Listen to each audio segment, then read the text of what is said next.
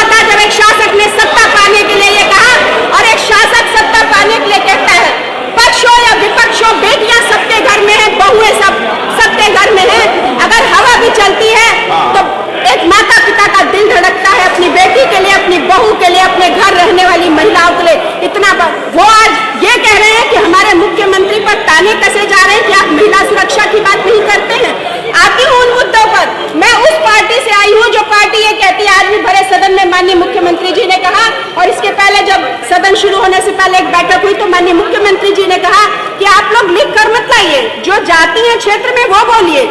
आज वही बताइए, बेशक ये बिल्कुल सच है कि तमाम जघन्य अपराध हुए हैं बच्चियों के प्रति। माननीय सदस्य अब समाप्त करिए, अभी और हमारी महिला सदस्यों को बोलिए।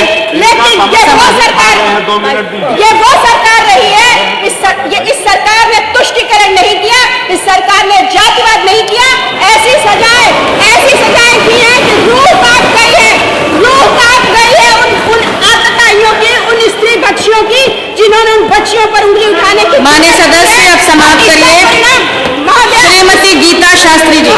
इसका परिणाम ये रहा कि पहली बार उत्तर प्रदेश में जनता जनार्दन, जो चाहे IAS हो, IPS हो, डॉक्टर हो, इंजीनियर हो, या देश का अन्नदाता कृषक हो, रिक्शा चलाने वाला हो, या सब्जी की रेहड़ी लगाने वाला हो, उसने ऐतिहासिक मतदान किया और भारतीय जनता पार्टी को कहा कि आपकी नीतियां सही है। इस देश में, दुनिया के किसी भी देश में कोई सरकार घटना नहीं, लेकिन सरकार का कर्म बनता है कि घटना होने के बाद कितनी कठोरता से निपटती है। और मेरी सरकार ने, मेरे मुख्यमंत्री ने वो करके दिखाया है और उसका परिणाम जनता ने जवाब दिया है। ये ऐतिहासिक जीत भारतीय जनता पार्टी की ऐतिहासिक जीत इस बात की गवाह थी, इस बात का धन्यवाद माननीय सदस्य। रहेगी कि जनता समाप्त करिए, फिर अवसर मिलेगा। मुख्यमंत्री जी के द्वारा किए गए। आदरणीय गीता शास्त्री जी। आपने मुझे माननीय महोदय 1 मिनट और चाहूंगी। मैं अपनी जिस विधानसभा से आती हूँ, आज यहाँ पर बात हो रही है सुशासन की, बात हो रही है कि आपकी सरकार ने क्या किया। मैं बताना चाहती हूँ, मैं जिस विधानसभा से हूँ, इस सदन के माध्यम से लोगों को बताना चाहती हूँ, विधानसभा मलैया में किसी फिल्मी स्टाइल में एक विपक्ष के MLC लड़कों को उठा ले जाते हैं 2 घंटे तक। माननीय सदस्य अब समाप्त करिए। महोदय 1 मिनट। ग्राम मलैया में लड़कों को उठा लिया, गीता अपहरण होता है। श्रीमती गीता शास्त्री जी। पूरा शासन इन्वॉल्व होता है तब वो बच्चे छूट कर आते हैं।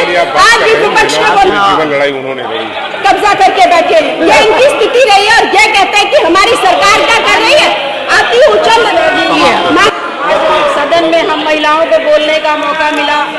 हम अध्यक्ष जी का बहुत बहुत आभार प्रकट करते हैं, अपने राष्ट्रीय अध्यक्ष जी का बहुत आभार प्रकट करते हैं, अपने राष्ट्रीय अध्यक्ष जी का बहुत आभार प्रकट करते हैं, जिन्होंने गृहस्थ जीवन से हमें उठा करके एक टिकट दिया और यहाँ सब प्रदेश के सबसे बड़ी सदन में पहुँचाने का काम किया।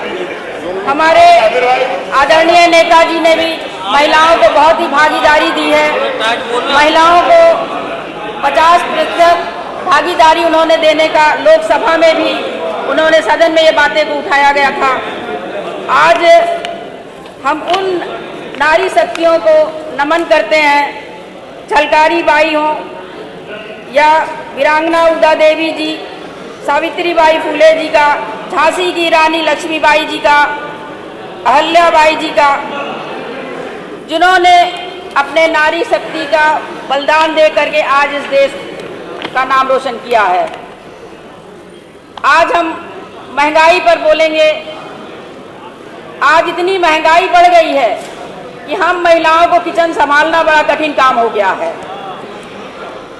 आज हमारे विधानसभा में एक सरकारी कताई मिल थी जो 10/8/2010 से बंद है। उक्त मिल में कार्यरत कर्मचारियों के वेतन, बोनस एवं ग्रेजुटी आदि देनदारियों से संबंधित रुपया 1,000 करोड़ 93 लाख बकाया है, जो शासन स्तर पर विचाराधीन है, जिसके संबंध में सहायक आयुक्त उप समरायुक्त प्रयागराज क्षेत्र प्रयागराज द्वारा अपने पत्र दिनांक 13/6/2019 द्वारा श्रमायुक्त कानपुर को संदर्भित किया गया है। अतः अपने माध्यम से प्रार्थना है कि कृपया प्रकरण को संज्ञान में लेते हुए उक्त बंद कताई मिल को पुनः चालू कराने और पूर्व में कार्य से संबंधित कर्मचारियों, मृतक आश्रितों को उनके देवकों आदि का भुगतान करने की कृपा करें। आज जो कर्मचारी हैं, उनके घर की जो महिलाएं हैं, वो आज खाने बिना मर रही हैं, भूख से तड़प रही हैं। उनके घर में से संपर्क कर पेयजल जैसी समस्या का समाधान कराए जाने का प्रयास किया गया, किंतु अभी तक कोई कार्रवाई नहीं की गई। प्रार्थना है कि उक्त पानी की टंकी से पेयजल की आपूर्ति कराए जाने की कृपा करें। और बेटी पढ़ाओ बेटी बचाओ का नारा है, लेकिन गरीब परिवार में जब बेटी पैदा हो जाती है, आज भी उन बेटियों के पैदा होने से उस परिवार में शादी करने की, पढ़ाई लिखाई की जिम्मेदारी बढ़ जाती है। लेकिन जो योजनाएं हैं वो गरीब जनता तक नहीं पहुंचती है। इसके लिए मैं सरकार से आग्रह करना चाहूँगी कि गरीब परिवार की बेटियों को भी पढ़ाई लिखाई की सुविधा उपलब्ध कराई जाए और उनको जो भी योजना है उनको घर तक पहुंचाया जाए। ज़्यादा से ज़्यादा है कि जो अशिक्षित हैं, जो अशिक्षित गरीब लोग हैं, उनके घरों में योजनाओं का लाभ नहीं मिल पाता है। समाप्त करिए माननीय सदस्य, नहीं होती है। समाप्त करिए। श्रीमती अदिति सिंह। मैं ग्रामीण अंचल से श्रीमती अदिति सिंह, 4 ही मिनट का समय अलॉट है।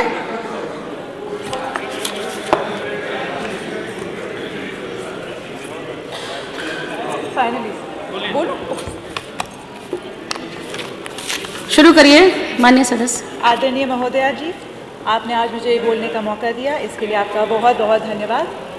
Mic on. सबसे पहले मैं आदरणीय महाराज जी को, माननीय मुख्यमंत्री जी को और माननीय स्पीकर साहब को धन्यवाद देना चाहूँगी इस पहल के लिए, और साथ ही साथ बहुत ही संक्षेप में अपनी बात रखने का प्रयास करूँगी। सबसे पहले मैं भारत सरकार और उत्तर प्रदेश सरकार को बधाई देना चाहती हूँ, जो इतिहास में ये पहली बार हुआ है, और ये बस पक्ष और विपक्ष का मैटर नहीं है। मैं उस साइड भी बैठी थी, उस साइड से ही इस साइड आई हूँ, मैं दोनों तरफ रह चुकी हूँ। ये बहुत ही गौरवान्वित होने का अवसर है कि भारतवर्ष, हमारा अपना भारत, हमारी अपनी कंट्री उस देश की इकोनॉमी को पीछे छोड़ आई है जिसने सैकड़ों साल हम पे गुलामी करी। ये कोई छोटी बात नहीं है। We are the 5th largest economy in the world, और हमने यूनाइटेड किंगडम को पीछे छोड़ दिया, तो यूके को पीछे छोड़ दिया। ये हम सबके लिए गौरवान्वित होने की बात है। मेरे ख्याल से विपक्ष को भी इस पर ताली बजानी चाहिए। और इसमें बहुत बड़ा योगदान उत्तर प्रदेश का है। महाराष्ट्र और तमिलनाडु के बाद उत्तर प्रदेश सबसे हाईएस्ट जीडीपी देने वाला प्रदेश है। और अगर हम अपनी योजनाओं की बात करें, अगर हम उत्तर प्रदेश सरकार की योजनाओं की बात करें, तो टू मेक इट पॉसिबल एक बहुत बेहतरीन योजना है वन डिस्ट्रिक्ट वन स्कीम योजना, वन डिस्ट्रिक्ट वन प्रोडक्ट योजना, ODOP योजना।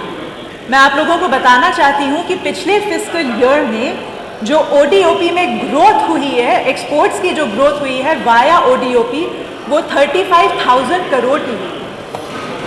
35,000 crore, making are exports, Uttar Pradesh के एक्सपोर्ट्स 1.57 लाख करोड़ पे आज की तारीख में स्टैंड कर रहे हैं। ये कोई छोटी उपलब्धि नहीं, ये बहुत बड़ी उपलब्धि है।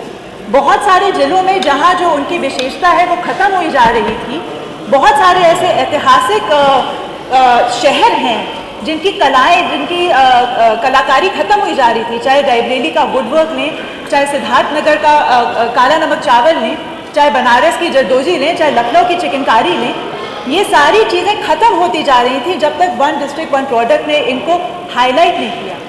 आज की तारीख में हमारा one of the highest grossing export प्रदेश बना है।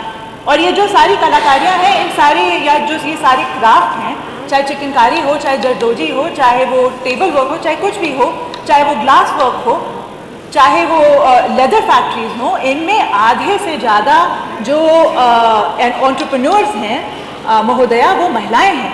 दे आर फीमेल एंटरप्रेन्योर्स जो ये सारी चीज़ें मुमकिन कर रही हैं। अब बात करते हैं बल की। हमारे उत्तर प्रदेश में पहली बार ATS यानी एंटी टेररिस्ट स्क्वाड में एक महिला टीम का गठन होने वाला है, एक महिला SPOT टीम का, पहली बार, जिसमें 35 महिलाएं एंटी टेररिस्ट स्क्वाड की हिस्सा बनेंगी। फाइट करेंगे। हमारे प्रदेश में पहली बार 3 और विमेन बटालियन पीएसी का गठन हुआ जा रहा है, जो हमारी फीमेल योद्धा, महिला योद्धाओं के उस पर उनको नाम दिया जा रहा है, रानी अवंतीबाई लोधी जी, उदा देवी जी और झलकारी बाई जी के नाम से। ये बहुत बड़ी उपलब्धि है। हम लोग महिला सशक्तिकरण की बात करते हैं, पर ये उदाहरण है। एनडीए में पहली बार इस अगस्त से पहली बार फीमेल कैडेट्स की एंट्री हुई है। 19 female cadets are now a part of the National Defence Academy. ये है महिला सशक्तिकरण जो मुमकिन किया है हमारी सरकार ने। मुझे पता है समय बहुत कम है, 4 मिनट का आपने टाइम दिया था। इन्हीं शब्दों के साथ मैं बहुत बहुत धन्यवाद माननीय सदस्य। बहुत बहुत आदरणीय सदस्य श्रीमती नीलिमा कटियार जी। धन्यवाद सम्मानीय अधिष्ठाता महोदया। ये सही है कि हम मातृशक्ति की दृष्टि से एक बहुत ही समृद्ध परंपरा के वाहक हैं, लेकिन बीच का कालखंड आक्रांताओं के कारण इस धरती पर शक्ति के सम्मान का नहीं बल्कि उसकी सुरक्षा के लिए समर्पित कालखंड हो गया। शक्ति के सम्मान का समय ही भारत के गुरुत्व का समय था। पुनः जब हम विश्व में उस श्रेष्ठता को पाने की ओर अग्रसर हैं, तो महिला सशक्तिकरण उसका एक महत्वपूर्ण पहलू है।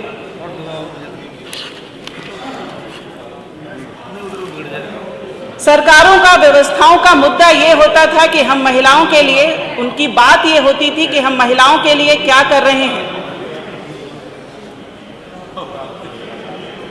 लेकिन आज सुरक्षित माहौल के अंदर इस प्रदेश की सुपोषित महिलाएं इस प्रदेश के विकास की मुख्य धारा में क्या योगदान दे रही हैं, ये आज इस प्रदेश का मुद्दा है, जिसके लिए इस प्रदेश के अंदर सरकारों ने देने वाली भूमिका का निर्वहन किया। इसी प्रदेश के अंदर उस वर्ग के साथ, उस महिला के साथ, उस मातृशक्ति के साथ क्या योगदान प्रदेश के लिए जुड़ रहा है, ये चर्चा हो रही है। जो परिवार की धुरी थी, समाज की धुरी थी, वो हमारे प्रदेश के अर्थतंत्र की और विकास की धुरी कैसे बने, यही महिला सशक्तिकरण है। और यही वास्तव में वस्तुतः जब हम 75 वर्ष अपनी स्वतंत्रता के पूरे कर रहे हैं, अमृत महोत्सव वर्ष में हैं, अपनी पूरी की पूरी सामर्थ्य को समेट करके, सहेज करके आने वाले 25 वर्षों की योजना बना रहे हैं, तो हम अपनी सामर्थ्य का सशक्तिकरण कैसे करते हैं, पूरा देश आज इस उत्तर प्रदेश की विधानसभा के सभा मंडप के माध्यम से देख रहा है। जब महिला की बात आती है, उसके सशक्तिकरण की बात आती है, उसके सम्मान की बात आती है, तो सबसे पहले उसके अस्तित्व की बात आती है, उसकी सुरक्षा की बात आती है। सरकारें, सम्मानीय अधिष्ठाता महोदया, इकबाल से चलती हैं, व्यवस्थाएं सरकारों की मंशा से चलती हैं। जिस सरकार की पहली कैबिनेट की बैठक से एंटी रोमियो स्क्वाड का संदेश गया हो, उस प्रदेश के अंदर शोहदों की जो स्थिति है, गली मोहल्ले कोने के अंदर जो परिस्थिति है, वो महिलाओं के सुरक्षित वातावरण में बदलेगी, ये सुनिश्चित पहली ही बैठक से इस सरकार के तय हो गया था।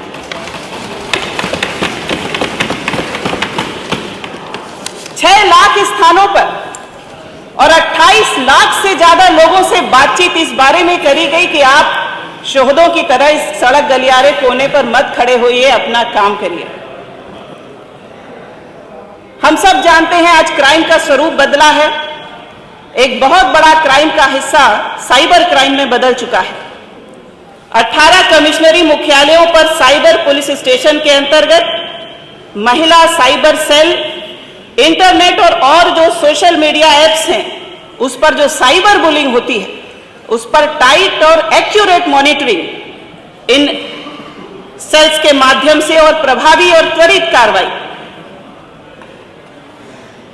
जो प्रदेश के अंदर दूरस्थ तहसीलें हैं, वहां पर रिपोर्टिंग पुलिस चौकियां जो केवल महिला संबंधित अपराधों की रिपोर्टिंग करेंगी।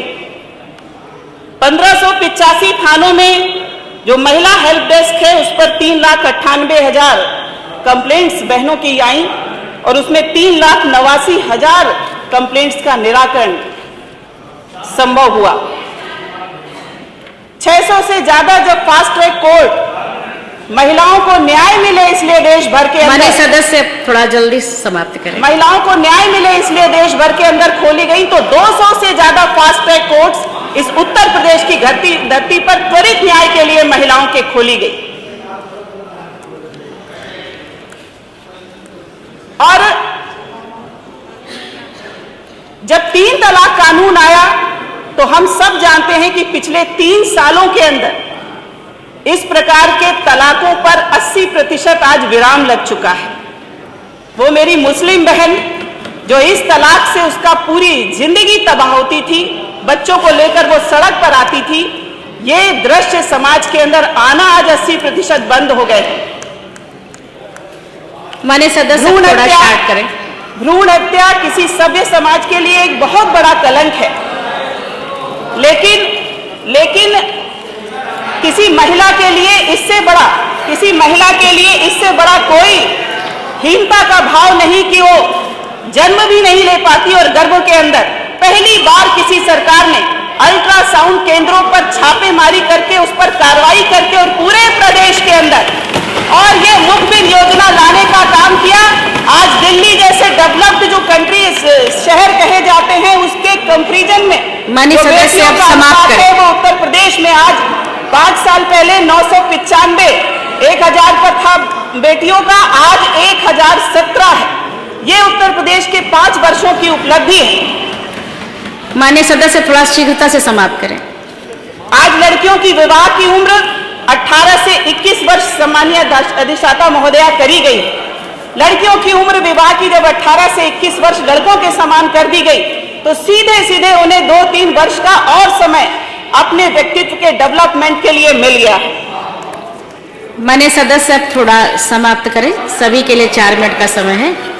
आज सारी वर्जनाएं, चाहे सम्मानीय प्रधानमंत्री नरेंद्र मोदी जी के नेतृत्व की केंद्र की सरकार हो तो पोषण से लेकर आर्थिक आत्मनिर्भरता की दृष्टि से जो योजनाएं वहां से चली हैं और वो लखनऊ में आकर जिस प्रकार से सम्मानीय मुख्यमंत्री जी के नेतृत्व में उनके सुरक्षित लॉ एंड ऑर्डर की परिस्थिति में फलीभूत हुई हैं। आप देखो कि 10 लाख स्वयं सहायता समूह और उसके माध्यम से 1 करोड़ बहनें सीधे आर्थिक स्वावलंबन से वो टच हो गई हैं इस उत्तर। माननीय सदस्य अब समाप्त करें। श्रीमती जय देवी जी। सम्मानीय अधिष्ठाता महोदय, सारी योजनाओं को इस देश के अंदर तोड़ दिया गया है। जो क्षेत्र महिलाओं के लिए वर्जित समझे जाते थे उन योजनाओं को आज तोड़ दिया गया है। सारा खुला आकाश महिलाओं के लिए छोड़ा गया है। लगभग हर क्षेत्र में आज फाइटर प्लेन अगर शिवांगी सिंह उड़ा रही हैं, श्रीमती जय देवी जी पर अगर हैं तो महिलाओं का अस्तित्व आज सब जगह है। हमारी कार्य प्रणाली जीवन को बदलने वाली है और उसकी क्षमता रखती है। इसके साथ साथ योजनाओं का समग्रतापूर्ण नियोजन, समयबद्ध क्रियान्वयन, रोजगार सृजन और मैं आज जो महिलाओं को बोलने का सम्मान दिया इसके लिए मैं आपको बहुत बहुत धन्यवाद देती हूँ और पूरे सदन में आए सम्मानित सभी सदस्यों को, बहनों को, दीर्घायु में बैठे सभी सम्मानित भाइयों को, बहनों को मैं अपनी तरफ से उनका भी नमन बंदन करती हूँ। माननीय अध्यक्ष जी, हमारे समाजवादी पार्टी के संरक्षक माननीय मुलायम सिंह यादव जी की जब सरकार थी तो उन्होंने महिलाओं को बहुत सम्मान दिया, चाहे कन्या विद्याधन हो, चाहे पंचायत चुनाव में हो और चाहे पार्लियामेंट में फूलन देवी जैसी महिला को बैठाने का काम किया। हमारे समाजवादी पार्टी के राष्ट्रीय अध्यक्ष आदरणीय अखिलेश यादव जी को मैं नमन करती हूँ कि हमारे अखिलेश यादव जी ने मैं गरीब किसान की बेटी हूँ। आज पूरा समाज, पूरा प्रदेश किसान समाज से आता है और मैं पटेल समाज की बेटी हूँ। मुझे 2 बार सदन में भेजने का काम किया, इसके लिए मैं अखिलेश यादव जी को बहुत बहुत नमन करती हूँ। आदरणीय अखिलेश यादव जी की जब सरकार थी तो चाहे 10-90 पर हो महिलाओं की सुरक्षा को लेकर, चाहे देश में गरीब तबका की महिलाओं को शिशु बच्चे प्रदान करने में एम्बुलेंस जैसी योजना देने का काम हो, चाहे हमारी बच्चियों को लैपटॉप योजना देने का काम हो, चाहे हमारे हौसला पोषण मिशन जब लागू किया था तो वहाँ थारू जाति की हमारे विधानसभा भिंगा में मोतीपुर कला को गोद लेने का काम किया तो हमारे राष्ट्रीय अध्यक्ष अखिलेश यादव जी ने किया। माननीय अध्यक्ष जी, आज हम अपने भिंगा विधानसभा एकदम नेपाल बॉर्डर की सीमा से आता है। कौन? उस विधानसभा से हम चुनकर विधानसभा में आए हैं। जब से हम चुनाव जीते हैं माननीय अध्यक्ष जी, तब से हमारे विधानसभा में लो वोल्टेज होने के कारण आए दिन धरना प्रदर्शन होती रहती है और बिजली की कटौती बहुत होती है। हम आपसे कहना चाहते हैं कि उस बिजली कटौती को सही कराया जाए और हमारे विधानसभा जमनाहा का ब्लॉक है जो वो बगल बहराइच जिले से संचालन होता है, उस बिजली व्यवस्था को श्रावस्ती से संचालन कराने की आदेश किया जाए या हमारी मांगे को माना जाए। माननीय अध्यक्ष जी, मैं जिस क्षेत्र से आती हूँ वो एकदम किसान बहुल क्षेत्र है और हमारे क्षेत्र में सेंचुरी जंगल बलरामपुर का है और भिंगा का है। हम आज जिस तरह महिला सशक्ति में आपने सम्मान दिया, पूरे प्रदेश में ये संदेश देने का काम किया है। हम आपसे सरकार से मांग करते हैं कि बलरामपुर के सेंचुरी कम से कम सैकड़ों गांव आते हैं, उनमें बच्चियों को तेंदुआ बाघ निकल करके खा लेता है, उनकी मुआवजा देने का काम करें, उसको जांच कराएं और मुआवजा देने का काम करें। माननीय अध्यक्ष जी, हमारे विधानसभा में सिरसिया ब्लॉक में मोतीपुर कला गांव है, मोतीपुर कला गांव है माननीय, और उस मोतीपुर कला गांव में एकदम जनजाति के लोग निवास करते हैं। माननीय, मैं आपको बताना चाहती हूँ कि हमारे मोतीपुर कला गांव के मजरे में 2 बच्चियां कौशल मिशन योजना से जुड़ी थी और कौशल मिशन योजना के लोग उनको मध्यपुर ले गए सिलाई काम कराने के लिए और वहां से उनको भर पेट मजदूरी न देने के कारण, मानदेय न देने के कारण वो लड़कियां जब मध्य प्रदेश से चली तो रास्ते में उनकी हत्या हो गई और उनकी हत्या हुई 20 मार्च 2022 में, जिसकी कोई आज तक जांच नहीं हुई। माननीय, हम सदन के माध्यम से आपसे मांग करते हैं कि मोतीपुर कला विधानसभा भिंगा जनपद श्रावस्ती की बच्चियों को मुआवजा दिया जाए। 2 बच्चियां थी माननीय, एक 21 साल की थी, एक 22 साल की थी, उनको मुआवजा दिया जाए। धन्यवाद रानी जी, आप बहुत अच्छा बोली, धन्यवाद। महिला सशक्तिकरण में जनजाति की महिलाओं को उनको मुआवजा दिया गया। माननीय, मैं जिस विधानसभा से आती हूँ, बोले अब आगे नहीं लिखा जाएगा, बैठे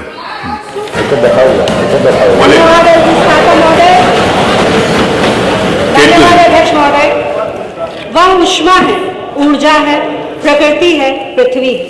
वह ऊष्मा है, ऊर्जा है, प्रकृति है, पृथ्वी है, क्योंकि वही तो आधी दुनिया और हाँ वही पूरी स्त्री है। इस अपनी बात आज इस विधानसभा में रखना चाहूंगी और विधानसभा में अपनी बात रखते हुए अध्यक्ष जी, मैं यह बोलना चाहूंगी आपसे कि विधायक होने के नाते तो मैंने कई बार कई अवसरों पे आपके आदेश के बाद हमने कई बात अपनी रखी, परंतु आज जो मैं बोल रही हूँ तो विधायक बाद में पहले महिला बनकर बोल रही हूँ और वो महिला जो सिर्फ अपनी बात नहीं बोली बल्कि उत्तर प्रदेश की आधी आबादी की बात आपके बीच में रखने जा रही हूँ। मुझे अगर आज आप समय सीमा में बांध देंगे तो मैं अपनी बात तो कह लूंगी, पर वो आधी आबादी की शायद पूरी बात आप तक ना पहुंच पाए। तो मैं अपने विपक्ष के साथियों से भी जरूर कहूंगी कि थोड़ा लिबरल बनिए। आपके यहाँ भी 20-20 मिनट हमने बोल दिया। अरे अपनी बात बोलो, वो मेरे पे छोड़ो। धन्यवाद अध्यक्ष जी, आपका बहुत। मैं जब स्त्री की बात करती हूँ, नारी की बात करती हूँ, तो नारी क्या है? जब अध्यक्ष जी ने ये कहा था कि एक दिन हम पूरा समय नारी को देंगे, महिलाओं को बोलने को देंगे, तो मैं पीछे से आवाजें सुन रही थी या कुछ मेरे भाई लोग भी बोल रहे थे कि साड़ी पहन के खाना खजाना और तमाम तरह के शब्द। अध्यक्ष जी, ये सत्य है कि मैं सुन रही थी पीछे। पहले की बात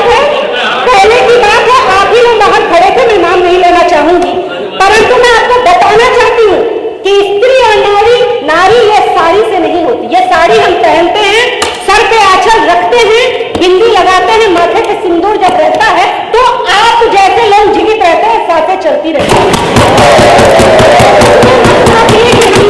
साड़ी पहनी, साड़ी से ऊपर उठकर जब कोई जीव अपने जीवन के नए नए आयाम पराकाष्ठा को पाता है तब वो स्त्री बनता है।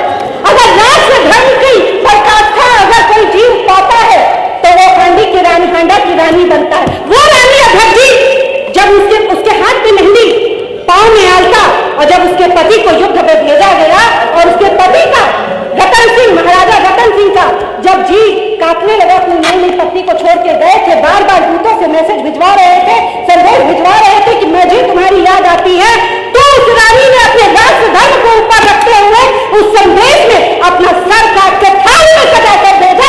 यह सरकार कोई जीव पाता है तो वह स्त्री सावित्री बनकर आती है, और जिस यमराज के सामने बड़े बड़े देवता झुक जाते हैं, उस यमराज से अपने पति के प्राण छीन कर लाती है, तब वो स्त्री बन जाती है। तब वो स्त्री बनती है जब अपने आत्म बल पर रावण जैसे महाबली, महाविद्वानी, महाज्ञानी के सामने जब आत्मबल की पराकाष्ठा अपनाती है तो एक पूछ का तिनका लेकर सीता के रूप में बैठती है, पर उस महाबली रावण का यह साहस नहीं होता कि पूछ का तिनका पार कर ले, तो वो आत्मबल का पराकाष्ठा पाती है। जब अपने आत्मसम्मान पर आती है तो उसी भारत देश में महाभारत भी द्रौपदी बनकर दिखलाती है, तब वो स्त्री बनती है। और हाँ, जब हम सौर्य रूप में आते हैं, जब मैं सौर्य रूप में आती हूँ तो मैं मुंह बुंदेले हर बोलो के मुंह, हमने सुनी कहानी थी, तुम कभी मर्दानी हो तो जादू वाली रानी थी, वो रानी थी अध्यक्ष, वो रानी, तब हम स्त्री बनते हैं। और एक स्त्री नहीं, कोई 4 मिनट नहीं, 4 मिनट नहीं कोई अध्यक्ष जी, क्योंकि मैं बोलना चाहती हूँ। आपने मुझे कहा आपका समय समाप्त। सरोज छोड़कर श्रीमती सरोज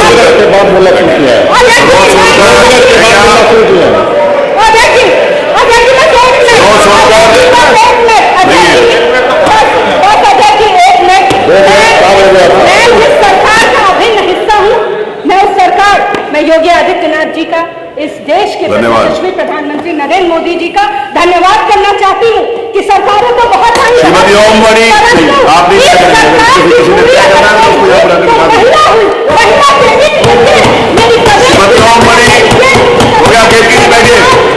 लिखा जाएगा जो आप बोले, आप बोलिए।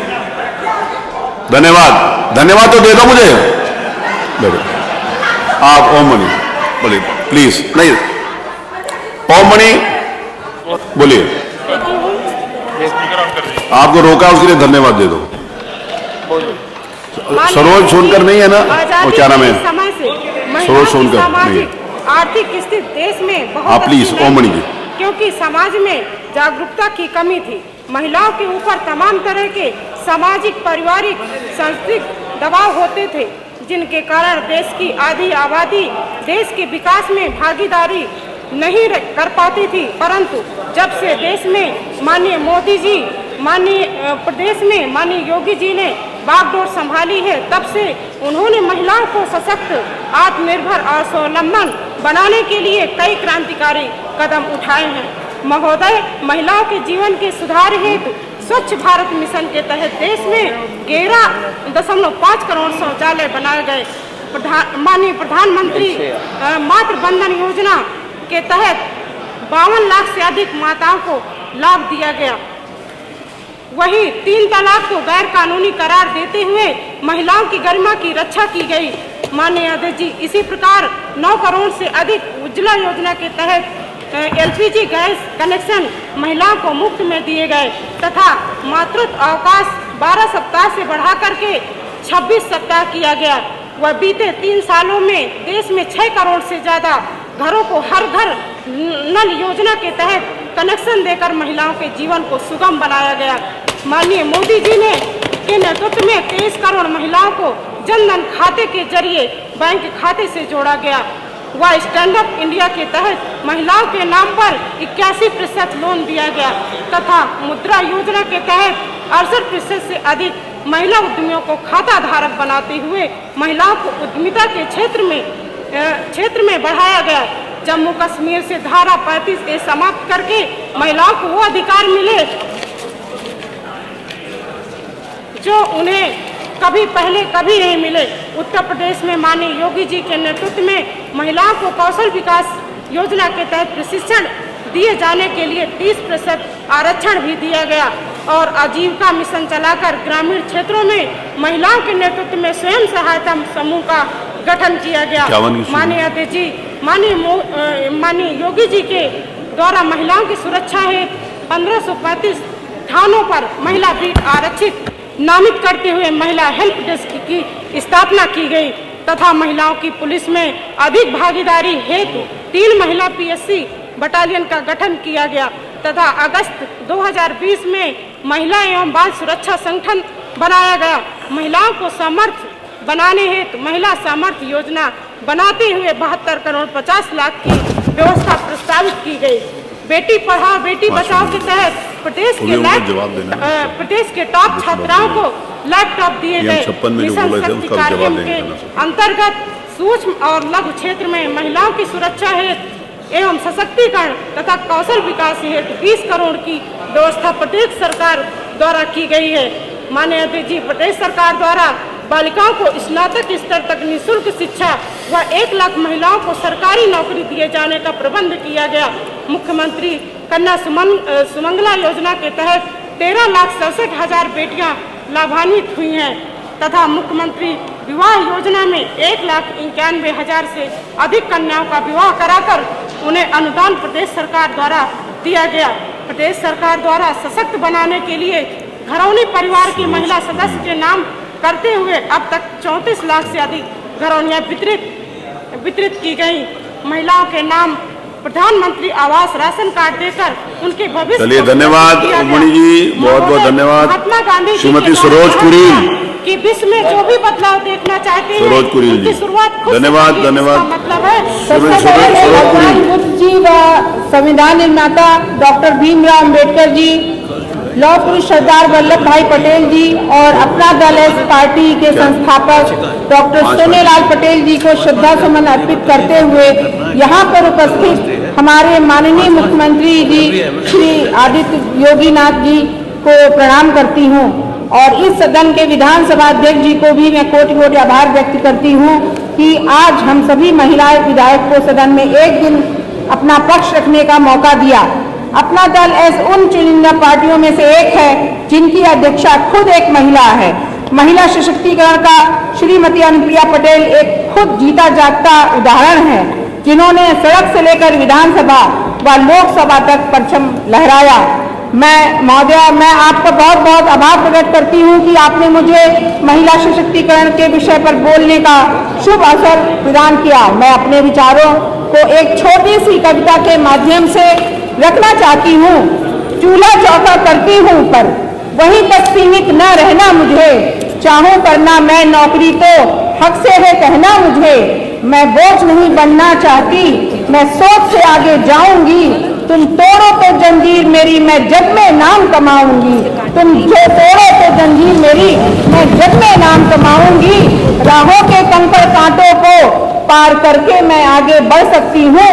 नारी हूँ मैं लड़ सकती हूँ, नारी हूँ मैं लड़ सकती हूँ। इस कविता में बहुत कुछ सार छुपा हुआ है। एक महिला को सशक्त बनाने में परिवार के पुरुष मुखिया का बहुत बड़ा योगदान रहता है। महोदय, आज के समय में अधिक से अधिक महिलाएं अपने घरों से बाहर निकल रही हैं और अलग अलग क्षेत्रों में अलग अलग पहचान बना रही हैं।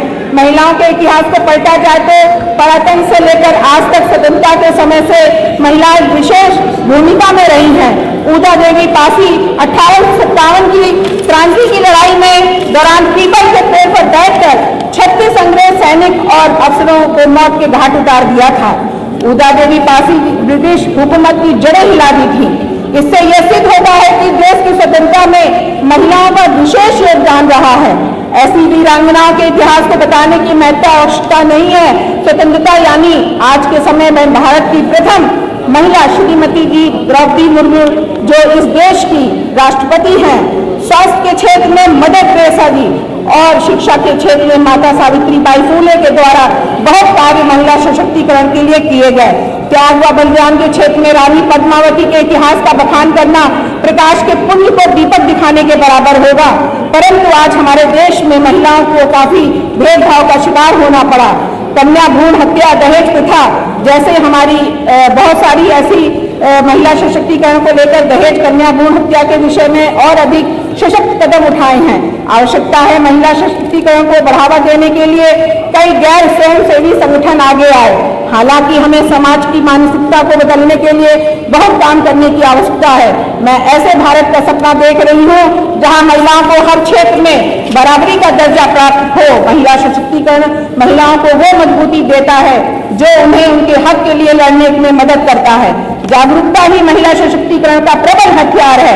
महिला सशक्तिकरण को बेहद आसान शब्दों में समझा जा सकता है। इससे महिलाएं शक्तिशाली बनती हैं, जिससे वो अपने जीवन में जुड़े सभी फैसले स्वयं ले सकती हैं और परिवार और समाज में अच्छे से रह सकती हैं। समाज में उनके वास्तविक अधिकार को प्राप्त करने के लिए सक्षम बन सकती हैं। महिला सशक्तिकरण में आर्थिक स्वतंत्रता, महिला सशक्तिकरण में मुख्य उद्देश्य महिलाओं के प्रगति के लिए उनमें आत्मविश्वास का संचार करना है। महिलाओं को अगर आप जागरूक शक्त करें तो उनके लिए गर्व की विषय होगा। आज सरकार ने हमारे महिला सशक्तिकरण के लिए बहुत सारी योजनाएं दी हैं। मुख्यमंत्री सुमंगल योजना, निराश्रित महिला पेंशन योजना, राज्य ग्रामीण आजीविका मुख्यमंत्री सामूहिक विवाह योजना और आंगनबाड़ी कार्यकर्ता को से समन्वय स्थापित करने के लिए ग्रामीण क्षेत्रों में मिशन शक्ति कक्ष भी बनाया। मैं आपका आभार व्यक्त करती हूँ। मान्यवर, चौथी बार मैं माननीय सदन में सदस्य के रूप में हूँ। लगभग 15 वर्षों का संसदीय कार्यकाल रहा और उसमें पहली बार मान्यवर इस तरह का अवसर मिला। इसके लिए मैं आपका आभार व्यक्त करती हूँ। माननीय अध्यक्ष जी, उत्तर प्रदेश की विधानसभा में ही नहीं वरन देश का पहला ये सत्र रहा होगा जिसमें इस तरह की व्यवस्था दी गई। माननीय अध्यक्ष जी, ये कोई छोटी बात नहीं, ये कोई साधारण बात नहीं, ये लोकतंत्र का मंदिर है। लोकतंत्र के मंदिर में आपने हम महिलाओं को एक पूरा दिन अपनी बात रखने का अवसर दिया। मान्यवर, आज इस अवसर पे मुझे अपने यशस्वी प्रधानमंत्री जी का संबोधन याद आ रहा है। प्रधानमंत्री जी ने लाल किले की प्राचीर से 15 अगस्त 2022 को देश को संबोधित करते हुए कहा था कि महिलाओं का सम्मान देश के विकास के लिए महत्वपूर्ण स्तंभ है। कहा कि हमारे आचरण में विकृति आ गई है, हम कभी कभी महिलाओं का अपमान करते हैं। उन्होंने देश से सवाल किया कि क्या हम अपने व्यवहार में इससे छुटकारा पाने का संकल्प ले सकते हैं। नारी की सामर्थ्य मैं देख रहा हूं। इस अमृत काल में सपने पूरे करने में जो मेहनत लगने वाली है, अगर नारी शक्ति जुड़ जाएगी तो हमारी मेहनत कम हो जाएगी। मान्यवर, जो हमारे यशस्वी प्रधानमंत्री जी ने कहा था, वही महिलाओं के प्रति सम्मान, वही दृढ़ इच्छा शक्ति, वही संकल्प आज इस सदन में दिखाई दे रहा है। मान्यवर, बहुत खुशी की बात है कि आज इस विशेष सत्र में चाहे इधर की महिलाएं रही हों, चाहे विपक्ष की महिलाएं रही हों, सभी ने बढ़ चढ़ करके पार्टिसिपेट किया और बहुत अच्छे ढंग से अपनी बात को यहाँ पे रखा। मान्यवर, अगर आप ये मौका ना देते, मान्यवर अगर आप ये विशेष सदन ना रखते, ये आज की तारीख में विशेष सत्र ना होता, इतनी बड़ी संख्या में मान्यवर महिला विधायक अपनी बात नहीं रख सकती थी। इसके लिए मैं हृदय से आपका आभार व्यक्त करती हूँ। मान्यवर, कुछ हमारी महिला सदस्य बोल रही थी, हमको पता है मन से वो मोदी जी की नीतियों से, योगी जी की नीतियों से प्रभावित हैं, क्योंकि सरकार की नीतियां ही इस तरह की हैं। लेकिन विपक्ष में होने के कारण उनको अपनी बात कहनी पड़ रही थी, विपक्ष का फर्ज उनको पूरा करना पड़ रहा था। मैं सभी महिला सदस्यों के चेहरे देख रही थी, उनके मन में मोदी जी के प्रति स्नेह था, सरकार के प्रति प्यार था। मान्यवर, मैंने भी देखा जो लोग महिलाओं की बात करते हैं, महिलाओं के मुद्दे उठाते हैं, मुद्दे उनको कब याद आते थे? जब चुनाव होता तब उनको महिलाओं के मुद्दे याद आते, उनको चुनाव में विषय रखने के लिए महिलाओं की याद आती। लेकिन जब वो सरकार में आते तब महिलाओं के मुद्दे से भटक जाते, महिलाओं के प्रति संवेदनशीलता खत्म हो जाती, महिलाओं के प्रति उनकी योजनाएं खत्म हो जाती, महिलाओं के प्रति उनकी नीतियां खत्म हो जाती, महिलाओं के प्रति उनकी कोई जवाबदेही नहीं रह जाती। माननीय अध्यक्ष जी, रजनी जी खत्म करिए। महिला सशक्तिकरण के विषय में माननीय मंत्री जी, क्या माननीय बात पूरी ऊपर ऊपर। माननीय अध्यक्ष जी, जब से मैं यहाँ पे बैठी हूँ बिल्कुल नहीं उठी, इंतजार कर रही थी कब अध्यक्ष जी इधर देखेंगे, इसीलिए तो मैंने देखा और खड़े होंगे बोलने के लिए। माननीय आप माननीय मंत्री, 1 मिनट। महिला सशक्तिकरण के विषय में हमारा संविधान अनुच्छेद 15 के अंतर्गत लिंग के आधार पर भेदभाव नहीं किए जाने व अनुच्छेद 14 के अंतर्गत विधि के समक्ष समान संरक्षण का मूल अधिकार प्रदान करता है। संविधान में प्रत्येक नागरिक के लिए यह मूल कर्तव्य निर्धारित किया गया है कि वो महिलाओं की गरिमा के विरुद्ध प्रचलित अपमानजनक प्रथाओं का त्याग करे।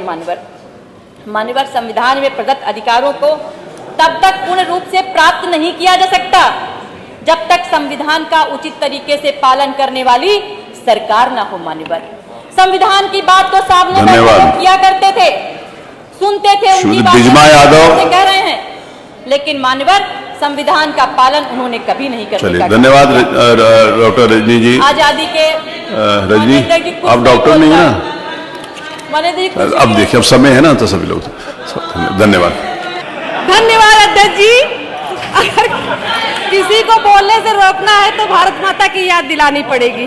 चलिए चलिए, मंजू त्यागी बोलिए। जी धन्यवाद अध्यक्ष जी। आज नारी सशक्तिकरण के अवसर पे आपने हमको बोलने का अवसर दिया, इसके लिए मैं आपको बहुत बहुत हृदय से धन्यवाद करती हूँ, और सारी विधायक बहनों की तरफ से आपको हृदय से धन्यवाद करती हूँ, और जितने पुरुष भाई हमारे विधायक गण बैठे हैं मैं उनको भी धन्यवाद करती हूँ, क्योंकि हम लोग आपको सुनते थे, लेकिन हम लोग अब बोल रहे हैं तब आप लोग मेरी बात आप ही के लिए बोल रहे हैं, बहुत अंदर से अच्छा लग रहा है, इसलिए आप सबको धन्यवाद।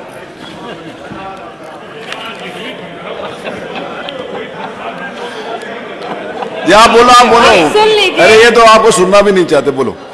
भारतीय जनता पार्टी सरकार एक ऐसी सरकार है, बोलिए बोलो।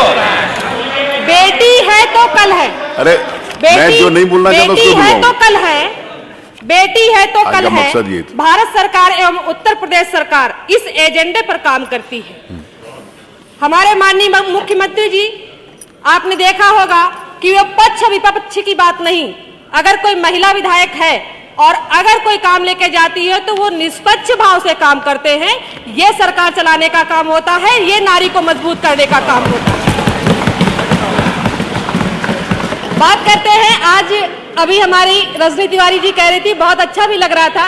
वास्तव में हर एक बहन, हर एक माँ नरेंद्र भाई मोदी जी को प्रधानमंत्री देखना चाहती है, योगी आदित्यनाथ को मुख्यमंत्री उत्तर प्रदेश देखना चाहती है। वास्तव में यह सच्चाई है। एक विधायक अभी कह रही थी कि सामूहिक विवाह जो होता था उसको बंद कर दिया गया। मैं आपको बताना चाहती हूँ सरकार का काम क्या है। वास्तव में कभी किसी ने सोचा नहीं होगा कि गरीब की बेटी का भी विवाह आप गेस्ट हाउस में करेंगे। एक विधायक को गरीब आदमी कभी नहीं बुला सकता। आज सामूहिक जब विवाह होता है तो वहाँ 7-7, 8-8 विधायक और 2-2 सांसद मौजूद होते हैं, डीएम, एसडीएम, सारा कुछ मौजूद होता, और वहाँ खाने की व्यवस्था। और आप ये मान लीजिए कि आप कभी भी उनके घर जाके हो सकता है कहें ये गरीब की बेटी है, लेकिन आज हम लोग जब जाते हैं तो सम्मान से उनको आशीर्वाद देते हैं, और वो भी खुश होती हैं कि आज मेरी शादी में विधायक जी मेरे वास्ते आई हैं। वास्तव में ये सरकार का काम दिखता है, सरकार का काम है, वास्तव में वो दिखता है जमीन पे जाके। तो देखिए 2014 में जब 12 में चुनाव लड़ी थी भारतीय जनता पार्टी सरकार से, मैं आपको अवगत कराना चाहती हूँ कि गाड़ी के सामने फ्रंट सीट पे बैठते जब थे हम लोग, तो शाम को हो जाती थी रात अगर कहीं हो गई तो सामने रोड पे देखना खराब लगता था। मन में आता था कि वास्तव में अभी आप लोग जब बात करते हैं तो कहते हैं कि माननीय मुख्यमंत्री जी शौचालय की बात करते हैं। शौचालय छोटा विषय नहीं है। अगर आप अपनी बेटियों का सम्मान करते हैं और शौचालय बाहर भेज देते हैं, रोड पे हमको भी शर्म आती थी कि अगर हम सामने देखते थे तो अपने ड्राइवर के साथ मुझे शर्म आती थी कि मेरी बहन और बेटी बाहर बैठी है। आज वो दृश्य बदला है। आज वो लोगों का मतलब मानसिक जो हम ऐसा होता ना कि जब छोटे छोटे लोगों के यहाँ सरकार वो बना देती है शौचालय, तो बड़े बड़े लोग जो होते हैं वो अपने आप शर्म से शौचालय बना लेते हैं। आज आप जाइए, शर्म नहीं लगती है बाहर। आज आपने देखा होगा कि कहीं गली में चले जाए, कोई भी महिला बेटी अपने बाहर शौच के लिए नहीं जाती है। छोटा विषय नहीं है, इसको कहते हैं नारी को सशक्त करना, बाहर नहीं ले जाना। माननीय मुख्यमंत्री आदित्यनाथ जी की कोई भी बात झूठी नहीं होती। धन्यवाद मंजू जी।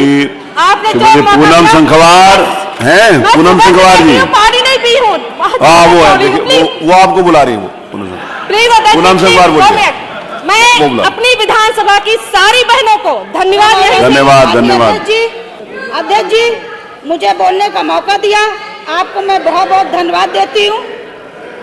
नारी गौरव है, पूनम जी सम्मान है, आदि 5-6 लोग बाकी हैं, बस नाम है। 5-6 लोग नहीं, नारी 5-6 बहनें बाकी हैं। रचा ये विधान है, हे नारी तुझे सशक्त प्रणाम है। सभापति महोदय जी, समाज में लिंग अनुपात के संतुलित रखने के लिए तथा पहली बार गर्भवती होने वाली माताओं को प्रधानमंत्री मातृत्व वंदना योजना के अंतर्गत बच्चे के जन्म होने पर 6,000 रुपए की राशि तथा नए नियम के अनुसार यदि परिवार में दूसरी बेटी जन्म लेती है तब भी सरकार 6,000 रुपए की राशि प्रदान करती है। इसी क्रम में नारी सशक्तिकरण के प्रति हमारी सरकार प्रतिबद्धता दिखाते हुए उत्तर प्रदेश सरकार भाग्यलक्ष्मी योजना संचालित कर रही है, जिसमें गरीब परिवार में जन्मी बेटियों पर परिवार को आर्थिक सहायता प्रदान देने के लिए उत्तर प्रदेश सरकार 50,000 रुपए की वित्तीय सहायता प्रदान करती है, जिसका मुख्य उद्देश्य गरीब परिवार में जन्मी बालिकाओं को शैक्षिक रूप से मजबूत बनाना है। लाडली बिटिया जब से स्कूल जाने लगी है, लाडली बिटिया जब से स्कूल जाने लगी है, हर खर्चे के कई ब्यौरे माँ को समझाने लगी है। सभापति महोदय जी, जैसा कि आप जानते हैं, आज हमारे समाज में लिंगानुपात कितना चिंताजनक है। इस तथ्य को ध्यान में रखते हुए हमारी सरकार बेटी बचाओ बेटी पढ़ाओ योजना के माध्यम से लिंग भेदभाव को समाप्त करने के लिए पूरी शक्ति के साथ प्रयासरत है। इसमें विभिन्न विभागों के सम्मिलित प्रयासों से बेटियों के प्रति एक्शन मोड में जागरूकता उत्पन्न करने का भागीरथी प्रयास किया जा रहा है। इसी क्रम में सुकन्या समृद्धि योजना के माध्यम से बेटियों की पढ़ाई व शादी के खर्च में मदद व उल्लेखनीय प्रयास किया जा रहा है।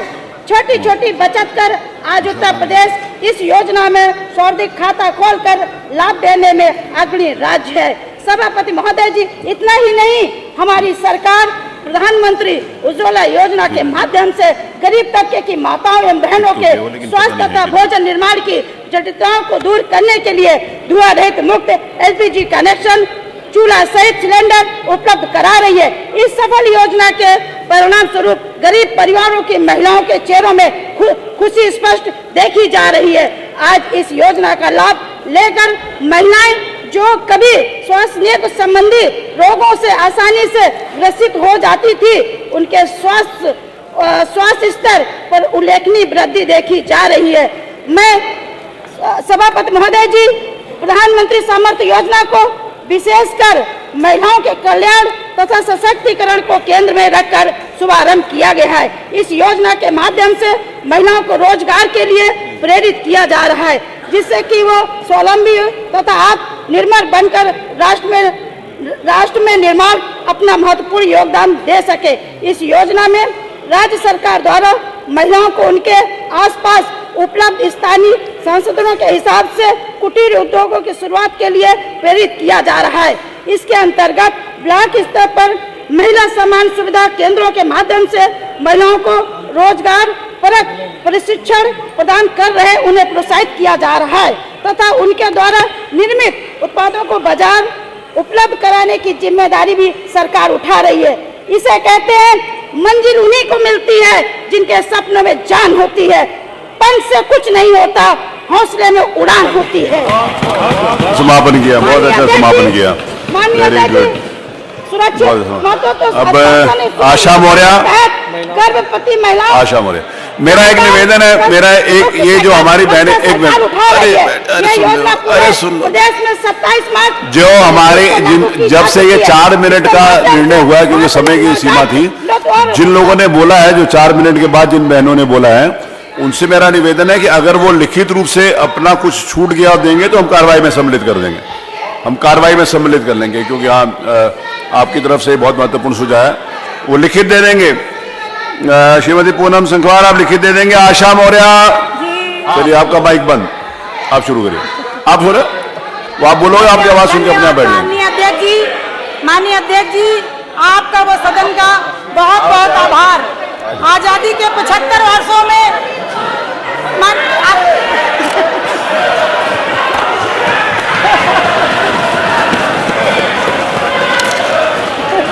धन्यवाद, धन्यवाद, thank you, thank you, thank you, thank you. आप बोलिए, नहीं गलत, फिर मेरे को आपका रोकना पड़ेगा, नहीं गलत बात, नो, तो हमारा जीरो कीजिए, कर दीजिए, हमारा तो चला। चलिए वो लिख के दे दीजिएगा, हम जोड़ लेंगे। अब हो गया, अब आप बोलिए, अब कुछ लिखा नहीं जाएगा।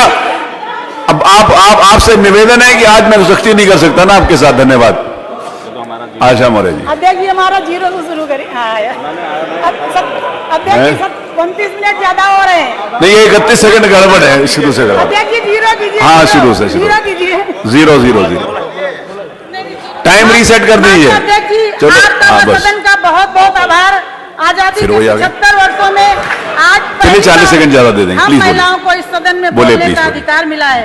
भारत के हमारे श्रद्धेय प्रधानमंत्री व प्रदेश के हमारे माननीय मुख्यमंत्री जी के माध्यम से आज के समय में महिला सशक्तिकरण को काफी बढ़ावा मिल रहा है, जिसका प्रत्यक्ष रूप से प्रमाण इस सदन में 47 बहनें जीतकर विधानसभा में पहुंची हैं और 6 हमारी विधान परिषद में हैं। आज मैं भी एक सशक्ति के रूप में, एक उदाहरण के रूप में खड़ी हूं, क्योंकि मैं 30 साल उस क्षेत्र में जिसका वर्चस्व था उसे हराकर और अपने देश क्षेत्र के भाइयों और मातृशक्ति के बीच में चुन के आई हूँ। आज के आधुनिक समय में महिला सशक्तिकरण का एक विशेष चर्चा का विषय बना हुआ है। हमारे आदि ग्रंथों में नारी के महत्व को मानते हुए यहाँ तक बताया गया है, यत् नार्यस्तु पूज्यन्ते रमन्ते तत्र देवता, अर्थात जहाँ नारी की पूजा होती है वहाँ देवता निवास करते हैं। महिला सशक्तिकरण का अर्थ महिलाओं के सामाजिक और आर्थिक स्थिति में सुधार लाना, ताकि उन्हें रोजगार, शिक्षा, आर्थिक तरक्की के बराबरी के मौके मिल सकें, जिससे वह सामाजिक स्वतंत्रता और तरक्की प्राप्त कर सकें। यह वह तरीका है जिसके लिए द्वारा महिलाओं भी पुरुषों की तरह अपनी हर महत्वाकांक्षा को पूरा कर सकें। आधुनिक युग में कई भारतीय महिलाएं कई सारे महत्वपूर्ण राजनीतिक तथा प्रशासनिक पदों पर पदस्थ हैं, जिसमें से हमारे देश की गौरव महामहिम राष्ट्रपति व उत्तर प्रदेश की हमारी राज्यपाल जी भी हैं। शायद ऐसा ही कभी किसी सरकार में हुआ होगा। पहले ही की सरकारों में जहां बहन बेटियां घर से बाहर निकलने में खुद को सुरक्षित नहीं समझती थी, आज बिना डरे स्वतंत्र होकर निकल रही हैं, जिसके लिए मैं माननीय प्रधानमंत्री आदरणीय नरेंद्र मोदी जी व प्रदेश के यशस्वी मुख्यमंत्री आदरणीय योगी आदित्यनाथ महाराज जी का हृदय से धन्यवाद करती हूँ। हमारी सरकार जब से बनी है तब से नारी सशक्तिकरण को लेकर कई महत्वपूर्ण व विशेष कदम उठाए जा रहे हैं, जिससे आज के दौर में काफी बदलाव भी आया है, महिलाओं के अंदर जागरूकता भी बढ़ी है। सामान्य ग्रामीण महिलाएं आज भी अपने घरों में रहने के लिए बाध्य हैं। उन्हें महिला सशक्तिकरण के अंतर्गत समानता, स्वास्थ्य, न्याय, शिक्षा, रोजगार जैसी सुविधाएं भी हमारी सरकार बड़े पैमाने पर देने का काम कर रही है।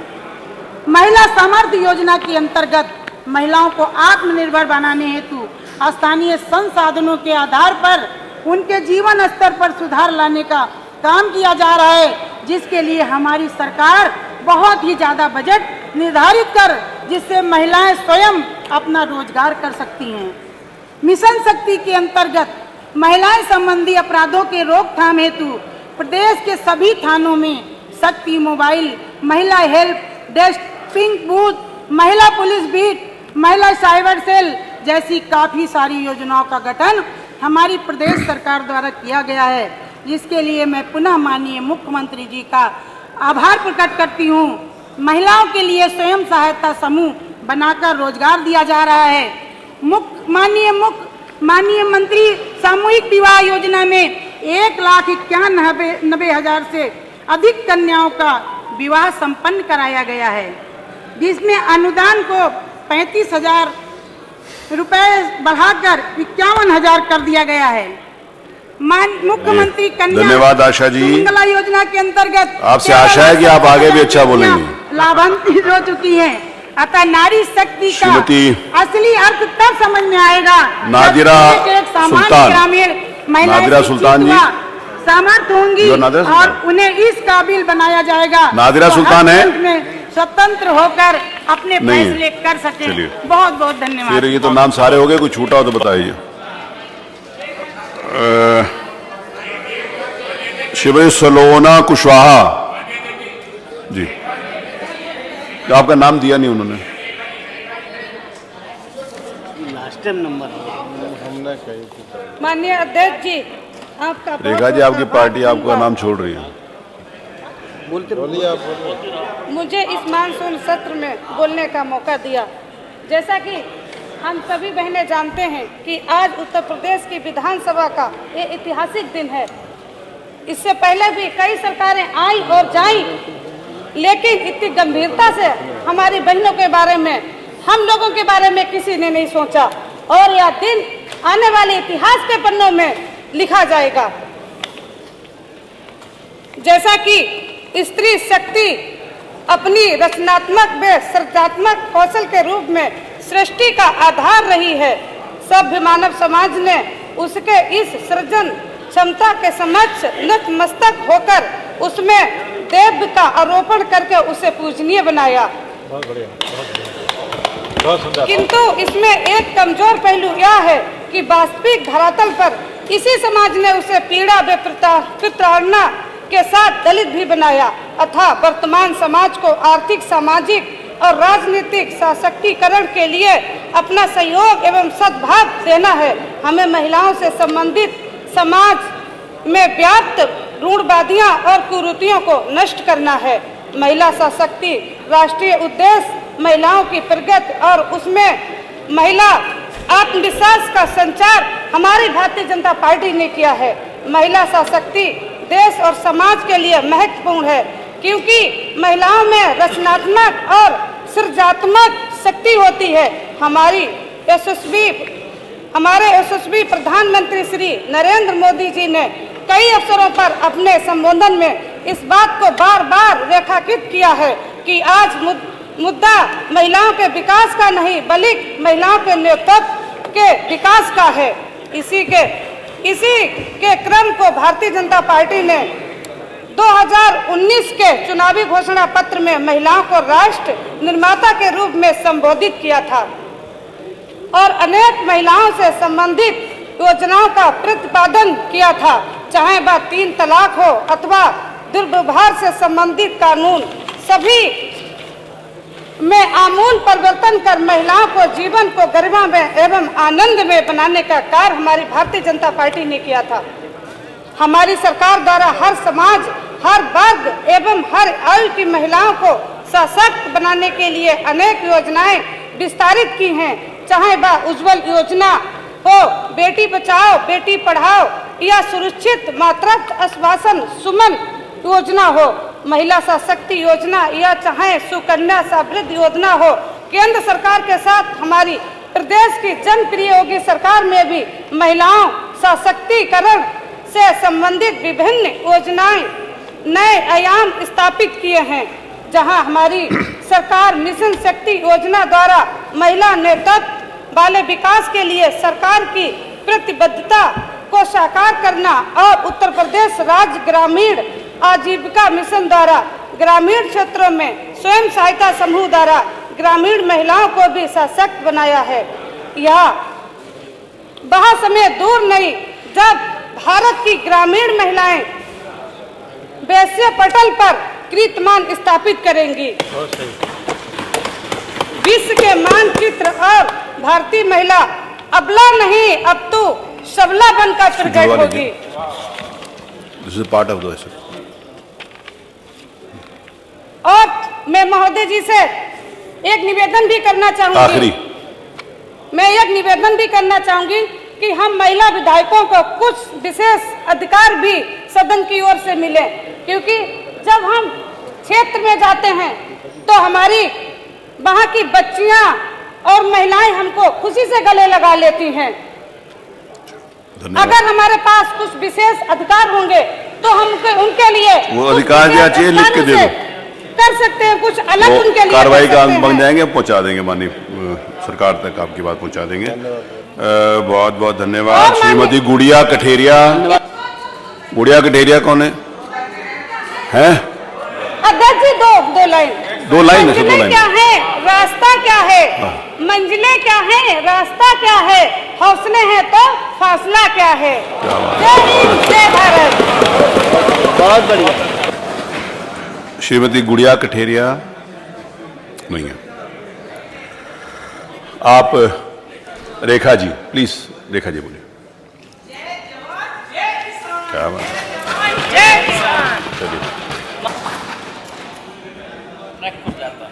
धन्यवाद मनोज जी। माननीय अध्यक्ष जी। मनोज जी, सर्वप्रथम मैं आपका बहुत बहुत आभार व्यक्त करना चाहती हूँ कि आपने मुझे इस बताना चाहिए सम्मानित आप। सदन में महिला सशक्तिकरण जैसे महत्वपूर्ण विषय पर बोलने के लिए अवसर प्रदान किया। माननीय अध्यक्ष जी, अभी सामने से हमारे एक माननीय सदस्य ने लैपटॉप को और आईफोन को झुंझुना बताया था। मैं बता दूं कि सुन लीजिए, सुनने में क्या बुराई, बताया नहीं था, रिकॉर्डिंग पे है। देखिए, मैं बताना चाहती हूँ कि झुंझुना क्या होता है। झुंझुना पहले होता था। झुंझुना किसको थमाया जाता था? किसानों को। किसानों के हाथ में झुंझुना थमाया जाता था, बहन बेटियों के हाथ में झुंझुना थमाया जाता था, गरीबों को योजनाओं के नाम पर झुंझुना थमाया जाता था। झुंझुना हर उस व्यक्ति को थमाया जाता था जिसको उसका अधिकार मिलना चाहिए था। लेकिन अब जो हो रहा है वो आप लोगों से देखा नहीं जा रहा है। वो झुंझुना बता रहे हैं। क्षेत्र में जाके देखिए झुंझुना क्या होता है, लैपटॉप क्या होता है और आईपैड क्या होता है। मान्यता की महिला सशक्तिकरण हम जब तक सोच भी नहीं सकते जब तक समाज में बहनों और बेटियों को सुरक्षा की भावना ना हो। और ये सुरक्षा की भावना देने का काम किसी ने किया है तो 2017 में भारतीय जनता पार्टी की सरकार बनने के बाद आदरणीय मुख्यमंत्री योगी जी ने दिया है ये सम्मान और सुरक्षा की भावना। क्योंकि उससे पहले का माहौल भी हम सबने देखा था कि कैसा माहौल था प्रदेश में। बहन बेटियां घर से निकलने से डरती थी, ट्यूशन जाते पे डरती थी, स्कूल जाते पे डरती थी। क्यों डरती थी? क्योंकि वो जानती थी घर से निकलेगी उनके साथ छेड़छाड़ होगी, कोई ना कोई अभद्र व्यवहार या घटना हो सकती थी। लेकिन अब सरकार बनने के बाद जब 17 में सरकार बनी थी, सबसे पहले आदरणीय योगी आदित्यनाथ जी ने एंटी रोमियो स्क्वाड टीम का गठन किया था। और वो इसीलिए किया था कि पूर्व की सरकारों में जो गुंडे बदमाश बहन बेटियों को छेड़ते हुए फिरते थे, उनको सबक सिखाया जा सके, उनसे रोकथाम लगाई जा सके। माननीय अध्यक्ष जी, पूर्व की सरकारों में जो हुआ वो हम सब ने देखा, लेकिन जब से भारतीय जनता पार्टी की सरकार बनी है 17 से लेकर अब तक का समय, हम देखेंगे कि बहनों के लिए, बेटियों के लिए हर चीज की व्यवस्था सरकार ने की है। बेटी जब जन्म लेती है, बेटी के जन्म से लेकर उसके पालन पोषण, टीकाकरण, प्राथमिक शिक्षा और उच्च शिक्षा और उसके बाद विवाह तक की जिम्मेदारी सरकार ले रही है। और ये सब हुआ है आदरणीय योगी आदित्यनाथ जी के अच्छे शासन की वजह से। माननीय अध्यक्ष जी, महिला सशक्तिकरण की जैसे मैंने बताया, दूसरा महत्वपूर्ण बिंदु शिक्षा है और इसकी शुरुआत हमारे प्रदेश में हो चुकी है। और उच्च शिक्षा जैसे मैंने बताया कि सरकार बनने के साथ ही साथ हमारी बेटियां हैं, उनके लिए उच्च शिक्षा, ग्रेजुएशन तक की शिक्षा फ्री कर दी गई थी। और माननीय अध्यक्ष जी, हालांकि कितना समय हो गया, अभी बहुत समय है मेरे पास। बोलिए बोलिए। 2017 में सरकार बनने के बाद बेटियों की स्नातक तक की शिक्षा को निःशुल्क किया गया। बड़े बेटी बड़े बेटी की कल्पना को साकार करने का काम किया गया। प्रदेश में आज बेटियों की शिक्षा की जिम्मेदारी सरकार उठा रही है और इसके लिए योजनाएं भी चल रही है। कन्या सुमंगला योजना है, मुख्यमंत्री सामूहिक विवाह योजना है और मातृवंदन योजना, ये सब योजनाएं हैं जो बहन बेटियों को देखते हुए बनाई गई हैं। आज ऐसे क्षेत्रों में भी भारतीय जनता पार्टी की जीत हो रही है जिसको एक विशेष पार्टी का गढ़ माना जाता था। और मैं आप सबको बताना चाहती हूँ कि मैं रामपुर जिले से आती हूँ, मिलक विधानसभा से, और ये रामपुर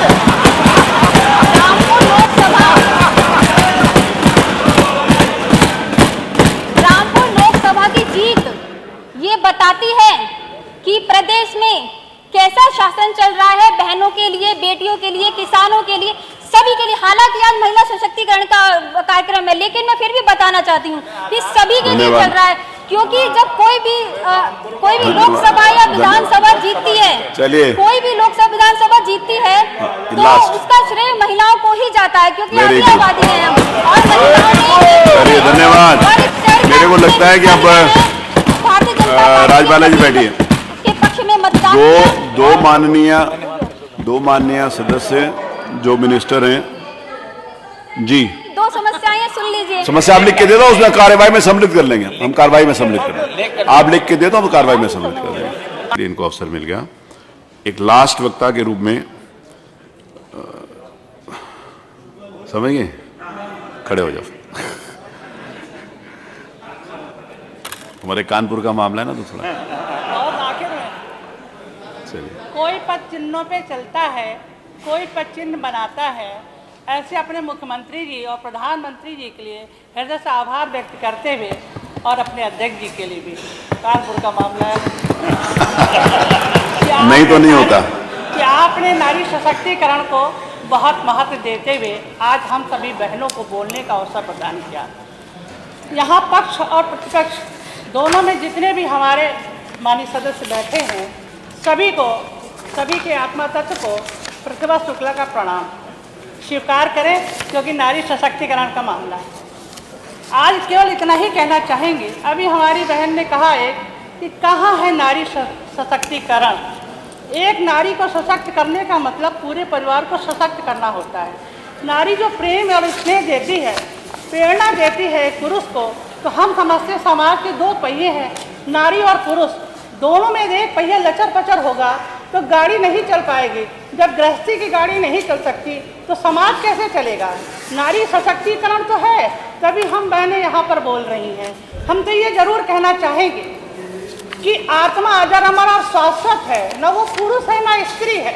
जब पुरुष स्त्री नहीं है तो जो अंदर ईश्वर तत्व विराजमान है उसको समान अधिकार मिलना ही है।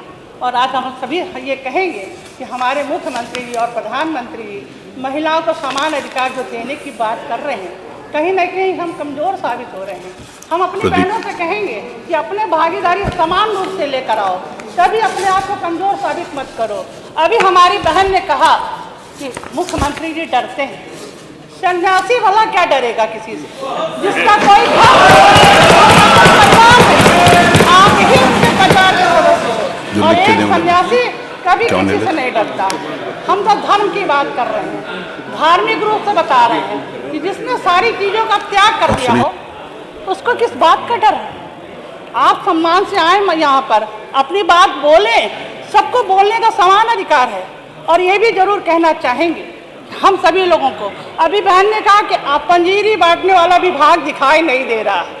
हम ये बताना चाहेंगे कि ये विभाग पहले था पंजीरी वाला, लेकिन आंगनबाड़ी केंद्र को प्री नर्सरी स्कूल ग्रुप में बनाकर हमारे मुख्यमंत्री जी ने एक मिसाल कायम की। उन्होंने ये कहा कि आंगनबाड़ी केंद्र अब प्री नर्सरी स्कूल के रूप में चलाए जाएंगे, बच्चों को संस्कार की शिक्षा दी जाएगी। वो बच्चा जो गरीब है, जो गांव से आता है, अच्छे नर्सरी स्कूल में नहीं जा सकता, उसकी पढ़ाई के लिए आंगनबाड़ी बहन हमारे संस्कारों की शिक्षा देगी। बहुत सारे लोगों ने ये प्रश्न किया मुझसे कि आंगनबाड़ी बहन तो बिना पढ़ी लिखी है, वो भला क्या शिक्षा देगी। हमने कहा नहीं, बिना पढ़ी लिखी माँ भी IAS ऑफिसर्स बनाकर तैयार कर देती है। तो आंगनबाड़ी बहन एक अच्छा संस्कार दे सकती है, वो ये बता सकती है कि आप अच्छे भाई, अच्छे पति, अच्छे सामाजिक न्याय के करने वाले कैसे बनेंगे, एक बच्चे को सिखा सकती है। हमारे समाज में संस्कारों का अभाव है। अभी ये कहा जा रहा है कि बहुत सारे रेप हो रहे हैं, कहीं छेड़छाड़ हो रही है, कहीं कुछ भी हो रहा है। जो घटनाएं घट रही हैं, सरकार तो पूरी तरह से कटिबद्ध है कि किसी भी तरह से किसी भी नारी के साथ कोई भी घटना ना घटे, ऐसी हमारे मुख्यमंत्री जी की मंशा है। लेकिन जो ये घटनाएं घट रही हैं, इसमें कहीं ना कहीं समाज उत्तरदायी है, क्योंकि हमारे कहीं ना कहीं संस्कार छीण हो रहे हैं। कुछ समाज में ऐसे लोग हैं, लोग कहते हैं बेटियों को उत्तम चरित्र की शिक्षा दो। हम ये कहेंगे बेटों को क्यों नहीं, बेटों को क्यों नहीं। आज सब कह रहे थे कि यहाँ पर केवल नारियों का मामला है और बहनें बोलेंगी, लेकिन जब बहन बोले और भाई सुने ना, तो बात कहाँ बनती है। हम भाइयों को भी कहना चाहते हैं कि आप भी अपने बेटों को भी उत्तम चरित्र की शिक्षा दें, कि वो किसी भी तरह से अपने समाज में अपनी जो नारी है, धन्यवाद कानपुर, उसको पुत्री के रूप में देखें, उसको देखिए लास्ट में बुलवाया, कोई ये नहीं कह सकते फेवर की। अध्यक्ष जी 2 मिनट समय दे दीजिए। नहीं, और ये भी कहना चाहेंगे, धन्यवाद धन्यवाद। हमको वो जमाने में दम नहीं, जमाना हमसे है, जमाने से हम नहीं। हम अपना अधिकार ठीक है, माननीय सदस्य अब समाप्त करें। करना जानते हैं। माननीय सदस्य कहना चाहती हूँ अपनी बहनों को, माननीय सदस्य अब समाप्त करें। माननीय अध्यक्ष जी ने 4 मिनट का समय निश्चित कर दिया है। कहना चाहती हूँ अपनी बहनों से कि संघर्ष के माध्यम से अपने रास्ते को तय करने का काम करें। सीढ़ियाँ उनके लिए अमोघ, जिन्हें मंजिल तक जाना है, और सितारे हैं जिनकी मंजिल, उन्हें तो पथ आप बनाना है, उन्हें पथ आप बनाना है। हम अपना रास्ता खुद तय करेंगे, कोई भी हमारा रास्ता तय नहीं कर सकता। लेकिन जिस तरीके का वातावरण उत्तर प्रदेश के मुख्यमंत्री ने और देश के यशस्वी प्रधानमंत्री ने बेटियों को देने का काम किया है, वो निश्चित ही शादी आबादी के लिए बहुत ही गर्व और गौरव का विषय है।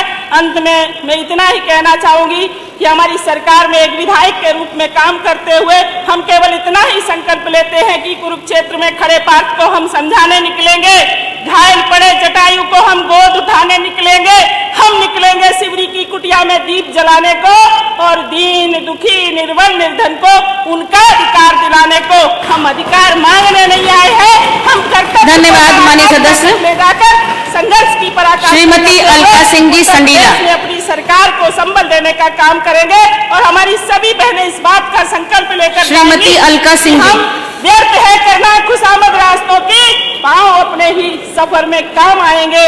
मैं अंत में आपको केवल अलका सिंह जी नहीं चाहती हूँ कि हम लोग भारत माता की जय यूं ही नहीं बोलते।